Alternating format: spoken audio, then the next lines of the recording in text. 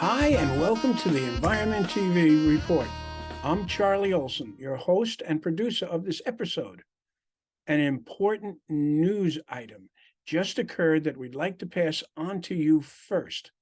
Concerning Governor Hochul's housing compact, we've been informed that all of her ideas have been taken out of the budget negotiations, and that makes the housing compact appear dead for now. As Paul Graziano of Save One Family New York has commented, now is the time for all of us to both carefully plan growth for our cities, towns, and villages when necessary, and maintain quality of life and intact communities. Gone for now are basement conversions, massive upzoning within half a mile of trains and subways, and mandatory increases in housing units across New York State. Now let's go to Fun in Nature. First is Lenny Labrizzi bringing in spring. Here he is riding his bike at Sailor Snug Harbor's beautiful roadway of cherry blossoms. He's a very lucky person to be there to experience these trees, and we're glad that he's sharing them with us. Most of us don't find the time to go to such places, probably even during our entire lifetimes. And here we are fortunate enough to have such a wonder here on Staten Island. On the lighter side, we have Gabrielle Velarde Ward returning with her cats' continuing adventures. Are they coming? This time we have a nervous Blackie wondering where her party guests are. I don't know. They seem to be a bit late, as most partygoers are. I mean, who wants to get there first and not be seen by the rest? I could just hear Blackie thinking, where are they? They're not going to show up. She's thinking that she can see better by the front door. She'll try that. Go ask them. I don't see anything. Where are they?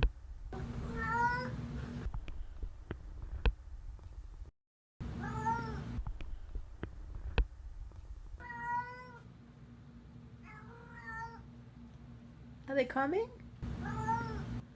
Did they come? Finally, you're all late. Where'd they come from? Let's get this party started. Everyone, follow me. Come on in. Now we turn to this episode's question. When was the very first Earth Day? We want the day and the year. As usual, we'll tell you the answer at the end of the show. Okay, so another two photographers, Crystal and Elizabeth. Crystal Riley Crystal Riley. and Elizabeth Kulik. Elizabeth Kulik. Okay, and Crystal, what can you turn to the Sure. page that you're in the 2023 Staten Island Protectors of Pine Oak Woods? So this is one. And where is this photo taken? This is taken at Mount Loretto, Okay, in the Mount Loretto Woods. in the spring. This was in the spring, yes. Spring. Okay. Okay, and you have two. I have another one, I do. I also have this one. And this was at Cunningham Pond. And that is a photo of. A great white egret. Okay. He was catching a fish. And it was a nice reflection, so that's why I submitted it. Okay, okay. Well, congratulations, Crystal and Elizabeth, on being in the 2023 Protectors of Pine Oaks calendar. Thank you. Thank you. Thank you. Continuing on our theme of early spring, Lenny Labrizzi took a walk through Willowbrook Park with his camera. That's an iPhone 12, I believe, and I'll let Lenny tell you all. One of my favorite times to take a hike is on a sunny day in late winter or early spring. In this case, March 28th. Of course, it helps if you can appreciate shades of brown or tan. However, if you look closely, you can find some green, somewhat hidden, like the leaves of this yellow trout lily, Erythronium americanum. There are also some spring ephemeral flowers like this tiny eastern spring beauty, Claytonia virginica. With no leaves on the trees, you can see deep into the woods. The trees that have fallen during winter storms stand out, or actually lie down in front of you. This area of Willowbrook Park in Staten Island boasts streams, ponds, and wetland areas. A variety of birds flitter among the trees, and their songs echo in the open spaces. Because it is wet and shaded, there are always different types of fungi to see. Many are the shelf fungi like these that I came across. I return here often as each season has surprising sights to see as nature makes her way through the seasons. Lemon Creek is located at the southern part of Staten Island and flows right into the boundary of Raritan Bay and the Atlantic Ocean. It's a park, a beach, a creek, and an area that's quite beautiful. It also is a place where garbage collects from the surrounding waters and gets dumped onto its beachfront, which is what Jim Scarcella, president of the Natural Resources Protective Association, known as NARPA for short, wants to do a few cleanups throughout the year. They, that is, Jim together with NYC, H2O, and other groups, managed to collect about 900 pounds of garbage and do some other things while at the beach. This video report combines the March and April cleanups of this year, and we hope to catch him during the rest of the year also. I'll let him tell you about this in his own words.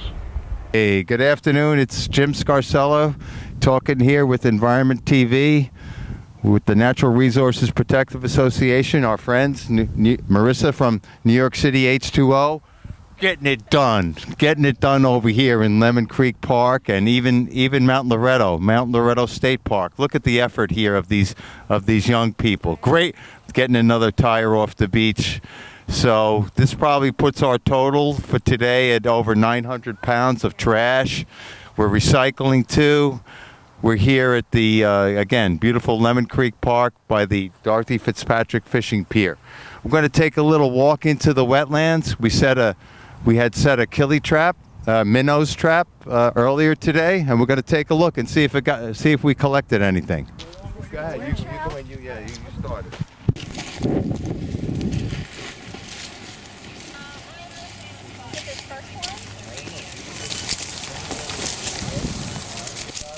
This is a game of hide and seek. Let's see. Yeah, they do. All right, well, better luck next time, right, Charlie? Yes, sir. Okay, so was to try and catch, what was the point of this again? We're going to try to catch the minnows, or minnows, or what's called mummenchog, and mummenchog is the killie fish. Killie. And they're very small to fit through the net there. They get this big. They do. They really. We're going to come back. We're going to try it again. We're going to try it again at another time. Let's see. So they go in the front of that, but they can't come out. Yeah, is that it? Funnel. It's like a funnel. They get funneled in. Here you go. See how they get funneled in, and then they can't find a way back out. Right. Yeah. That was one of the side fun things to do alongside cleaning up the beach. And now it's back to the main work.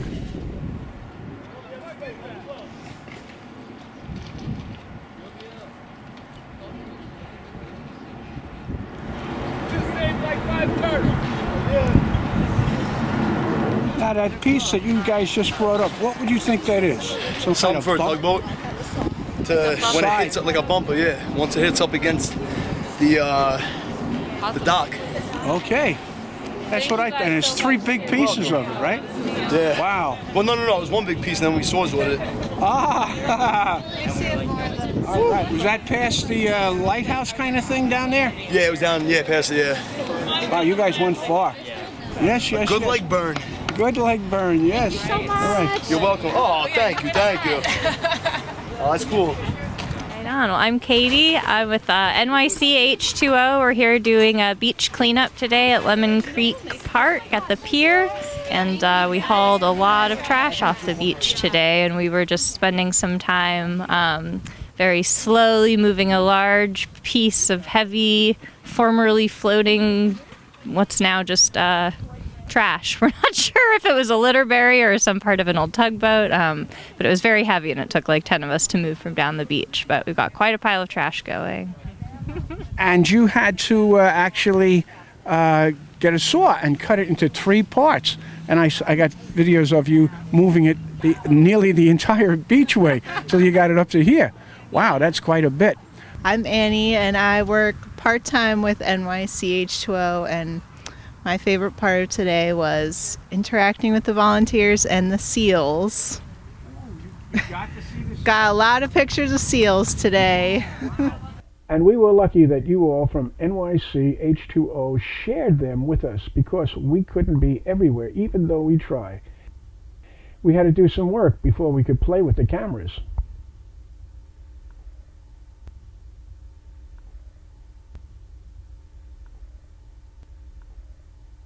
And it wouldn't be a complete day at the beach if Jim Scarcella didn't go in for a dip, which he did on both cleanup days. See you next time, Jim. All right, hi, I'm TJ. Hi, I'm Annette. We're from Kayak Staten Island. We offer free and low-cost kayaking to any member of the public that wants to do it. We have 2 locations. We have one on the North Shore here at Front Street, 777 Front Street, and we also have a boathouse, 850 Page Avenue on the South Shore. And you can find us at Kayak Staten Island to get in touch with us to see our schedule for free public programming and our guided tours of the North Shore Front Street. Thank you. In 2017, a few groups from New Jersey and Staten Island came up with an idea to introduce middle school kids to the environment with a hands-on event, which would actually take place at the beaches on Staten Island. This was totally new for Staten Island, and we at Environment TV were asked to video the event. So with about 7 or so camera volunteers, we did just that. This year we missed the event, but we'd like to show our viewers some of what happens using our past footage with a few photos from this year. I'll let Tony Rose, our lead on this, narrator and member of the Natural Resources Protective Association, tell you about it in his own words. The Natural Resources Protective Association teamed with the New Jersey-based Clean Ocean Action, along with a number of local organizations, joined forces to introduce students from local middle school grades to the environment and the creatures that compose the local shore ecology. Presentation staff set the stage for half a dozen beach field trips, as well as a rotation of flash learning stations. It was to be an immersive event. The students rolled off the buses and were directed to the assembly area, where they were welcomed by the hosts and Deputy Borough President Ed Burke. The day is set to accommodate over 100 students on 2 concurrent tracks. Half the students take part in a hands-on experience, such as a beach cleanup, where litter is tabulated and categorized to discern trends over time. A fishing station allows children to learn skills that can lead to a lifelong hobby that teaches them to love the sea. And my name is Ranger Dan. Ranger Dan from the National Park Service introduced students to the interactions between plants and birds and insects that make the Staten Island shorefront a haven for migratory birds and butterflies, as well as the animals that live here year-round. Other field trips included an introduction to scuba diving and to programs happening around the island that are sculpting the shore to improve resiliency and protect local residents from future storms and the effects of climate change. Following the field trips and a brief break, the students took their places in one of 6 rotating presentation stations. Each 10-minute station focused on a specific component of our interactions with the sea. Lessons included informative topics such as local animals and the migratory activity of American eels between the Sargasso Sea and American rivers and streams. Students laid hands on spider crabs and blue crabs, and they also learned about the important relationship between horseshoe crabs and migratory birds, as well as their role in human health care. Participants learned how a watershed functions and the history of oysters in New York Harbor, as well as their role in determining the health of the estuary. There are a number of ongoing programs currently attempting to restore oysters to New York Harbor. Each student received a vinyl drawstring bag to reduce dependence on single-use plastic bags, and an insulated stainless steel drinking bottle to reduce the use of plastic bottles. Everyone involved, schools and presenters, as well as organizers, thoroughly enjoyed the day and hope to return in the future.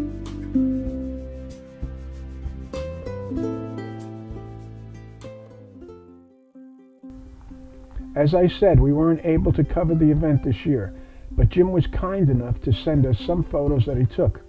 We may have missed the adventure, an adventure it really is, but the kids didn't.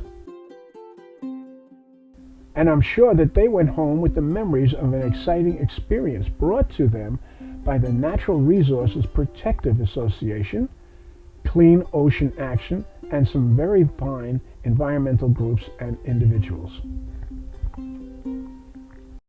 Hi, everybody. It's Jim Scarsello with the Natural Resources Protective Association, abbreviated NRPA.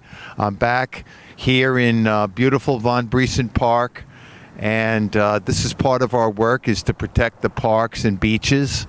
And we have cleanups coming up. You know, we protect the marine environment with the youngsters, and we get people of all ages. Saturday, May 6th, we're going to be volunteering at Alice Austin Park as part of Riverkeeper River Sweeps, and we're going to be cleaning up the Hudson River waterfront at Lower New York Bay over there. So come on down and join us. All of our cleanups are volunteer events. We provide the equipment and refreshments and community service hours for the youngsters too.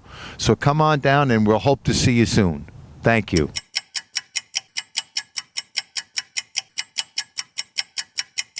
You can now register for the 2023 season. And our farmer's name is John Kruger. They are a financial stream for small farmers. So really it's community-supported agriculture of small farmers doing right by land, water, and air. We have 24 weeks in the season. We start about the middle of June until a week before Thanksgiving. Every week on Thursday night between 5:30 and 7:30, the folks can come and pick up their produce. It's delivered from our farm, which is in Andover, New Jersey. I was interested in organic food, wanted to see what it was like. I heard about the food share. I actually looked it up. My neighbor told me about trying one. I looked it up. I found it online. It does last longer, and you can share because you do get a lot. Hey, Daddy's that hot? The red one? Get the red one. You can order an egg share, and so each week you'll get a dozen eggs. You can also get a fruit share. Because every season, some things will do better than others, and if you're trying to avoid pesticide and stuff like that, you plant a variety of crops, and the things that do poorly, it's all right because you planted a variety. It's not like you plant one thing on the whole farm. Sign up now at StatenIslandCSA.org. Earth Day fell on a Thursday in 2021 during the second year of the COVID epidemic. But there were high emotions affecting many more people than in the previous years about the overdevelopment and destruction of the Graniteville wetlands and forests. So activist groups got together under the leadership of Ali Stouffer, Quen Hogan, and Gabriella Velarde Ward to do a three-part demonstration, which consisted of bringing people from other boroughs at the Staten Island Ferry, then moving towards the March rally point, and then marching about a mile to the actual Graniteville wetlands and forests. This fell on the Saturday, April 24th, 2021, 2 days after Earth Day. And this is part of their continuing story. What is going on with BJ's Wholesale is the story of Staten Island. Big developers come in, they promise us shiny new jobs, and we are left without our resources, without our natural protecting barriers, and we are left less rich than when they came in. They are extracting our labor and our resources. Yeah, Staten Island born and bred. My name is Mike. I drove in today, and I'm here to take a stand with my fellow New Yorkers. We're the only green borough, really, and we want to keep it that way. There's already plenty of places to shop. There's plenty of big businesses out here, so we're here supporting the little guys and supporting the environment. And it's important that we protect all the green space that's left here on Staten Island. That's one of the appeals that people come to Staten Island for the green space. I'm Joyce, and I'm here from Brooklyn. I'm representing Brooklyn. We want to encourage more participation and support from the other boroughs to come and stand by Staten Island. My name is Michael Iderola. I grew up on Staten Island. My parents live in Princess Bay now. I grew up in Oakwood Heights, below Highland Boulevard, when in the 90s, the nor'easters, I remember flooding that whole neighborhood. And I delivered papers to houses that are no longer there, that got wiped out in Sandy. One of my best friends lost everything in Sandy. He lives at the end of Tyson's Lane. And Graniteville Mariners Harbor didn't fare as badly because of those resources that are the property of everybody. From Staten Island? I'm from Manhattan. Today? My name is Sarah, and I remember Superstorm Sandy and the horrendous devastation that happened out in Staten Island. And the wetlands are really, really important. I mean, they're essential for protecting. I think, more and more people from the other boroughs need to get out here and support Staten Island and the Staten Island people. My name is Jennifer Shelton, and our family has already been pretty affected on both sides by climate change, and we're only at the start of it.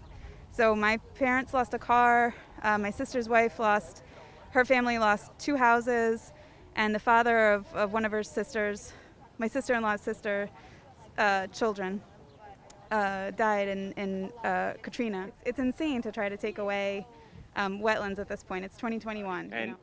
I'm here right now with Quinn Hogan, who's one of the organizers of this event today. Hi, Quinn. How are you? I'm great, thank you, and thank you environmental communicators for coming out and covering, and thank you everybody for being here today. So again, my name is Quinn Hogan. I am on the organizing committee of the Staten Island chapter of DSA, and we have been doing advocacy work around Graniteville since October 2020. Started out with a forum in which over 80 people attended, and then we've been having weekly Twitter storms since March 31st. We've been selling t-shirts, so we're really excited to see all of our efforts come together today. So this is all about Graniteville wetlands. Can you tell us why we're protesting? Absolutely. So Graniteville is over 20 acres of wetlands are going to be developed into a BJ's wholesale. This is extremely irresponsible and short-sighted in late-stage climate change. And also this wetlands, it has been proven by NOAA scientists that these wetlands saved our community during Hurricane Sandy. So they are really crucial for the betterment of Staten Island. We now leave the ferry area and head to Forest Avenue, where it meets Richmond Avenue and Morningstar Road. This is the march starting point, and where some presenters will talk before marching to the wetlands and forests. Go. First off, we need to recognize that this was a volunteer-led movement by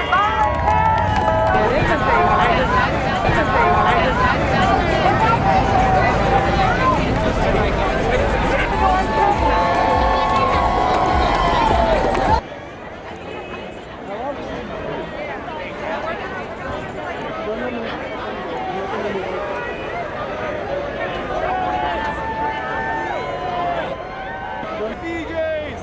Go to Costco! Take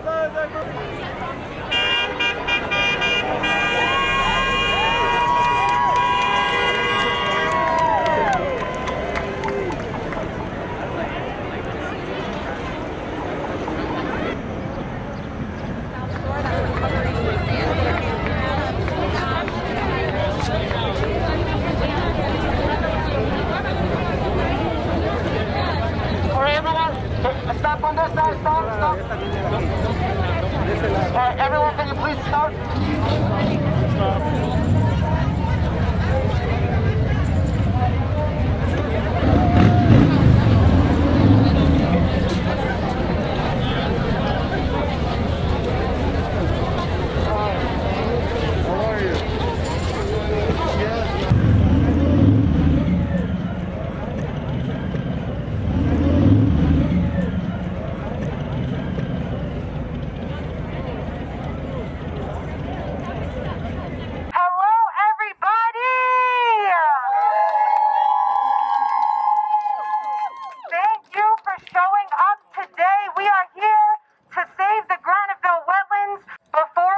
into the deep stuff, first off, we need to recognize that this was a volunteer-led movement by volunteers from organizations.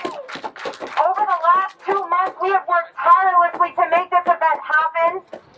SIDSA organizers in their 20-somethings made Save Graniteville Wetlands go trending all across New York City.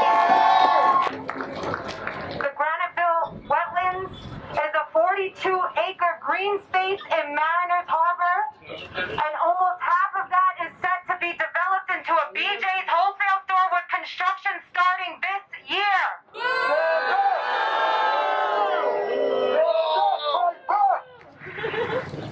We need green spaces, but I don't need to tell you guys, but let me just say it for the people in the back and for the people that aren't here today. We need green spaces like wetlands. They absorb flood water. We are a coastal island that suffered the most deaths from Hurricane Sandy, and we will not take development of our green spaces and our natural resources anymore. We need to speak truth to power today. Stand up, fight back. Stand up, fight back. Stand up, fight back. Stand up, fight back. Stand up, fight back. Stand up, fight back. Stand up, fight back. Stand up, fight back. Stand up, fight back. Stand up, fight back. All right, everyone, let's go. Stand up, fight back. Stand up, fight back. Fight back. You know we're unstoppable! You know we're unstoppable! Due to time restrictions, we cannot show the entire videos of these activities, but we have the full videos at the Environment TV YouTube channel for your viewing pleasure. Let's review the question here. The question is, when was the very first Earth Day? We want the day and the year. And the answer is in spring of 1970, Senator Gaylord Nelson created Earth Day as a way to force the issue onto the national agenda. 20 million Americans demonstrated in different U.S. cities. And it worked. In December 1970, Congress authorized the creation of a new federal agency to tackle environmental issues, the U.S. Environmental Protection Agency. That's our report for today, and we hope that you'll join us for the next one.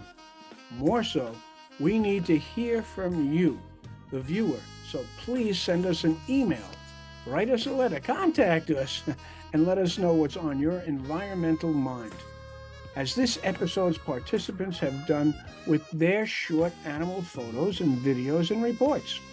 Until then, enjoy the nature that we live in and are part of. I'm Charlie Olson, host and producer for the Environment TV Report. Thank you.